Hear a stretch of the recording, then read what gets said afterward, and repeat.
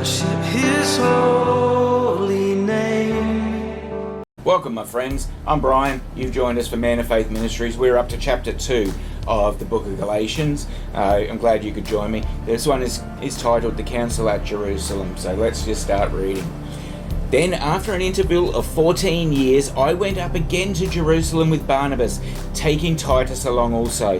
It was because of a revelation that I went up, and I submitted to them the gospel which I preach among the Gentiles. But I did so in private to those who were of reputation, for fear that I might be running, or had run, in vain. But not even Titus, who was with me, though he was a Greek, was compelled to be circumcised. But it was because of the false brethren secretly brought in, who had sneaked in to spy out our liberty which we have in Jesus Christ, in order to bring us into bondage. Verse 5. But we did not yield in subjection to them for even an hour, so that the truth of the gospel would remain with you. But from those who were of high reputation, what they were makes no difference to me. God shows no partiality. Well, those who were of reputation contributed nothing to me, but on the contrary, seeing that I had been entrusted with the gospel to be uncircumcised, just as Peter had been, to the circumcised, but he who effectually worked for Peter in his apostleships to the circumcised, eventually worked for me also to the Gentiles. And recognizing the grace that had been given to me, James and Cephas and John, who were reputed to be pillars, gave to me and Barnabas the right hand of fellowship, so that we might go to the Gentiles and they to be to the circumcised.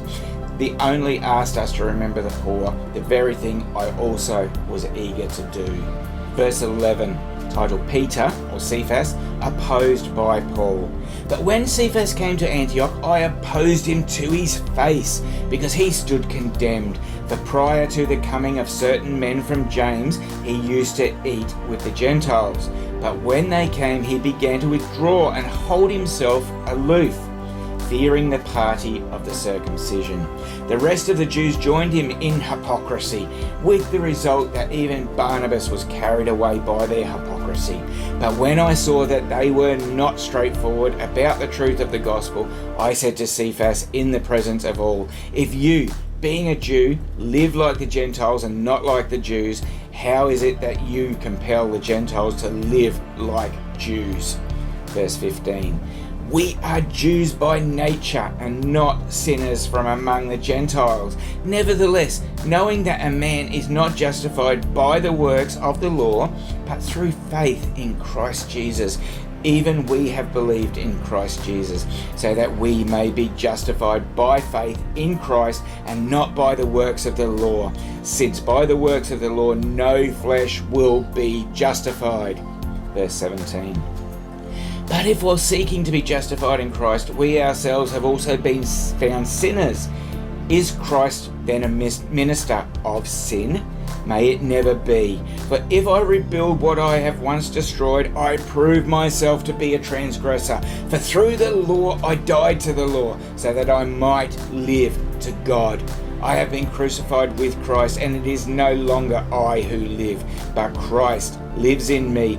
And the life which I now live in the flesh, I live by faith in the Son of God, who loved me and gave himself up for me. I do not nullify the grace of God, for if righteousness comes through the law, then Christ died needlessly. That's the end of chapter 2. Next time we've got chapter 3, which is titled Faith Brings Righteousness. Hope you can join me for that one. Hope you're enjoying these New Testament scriptures, the New Testament chapters each time.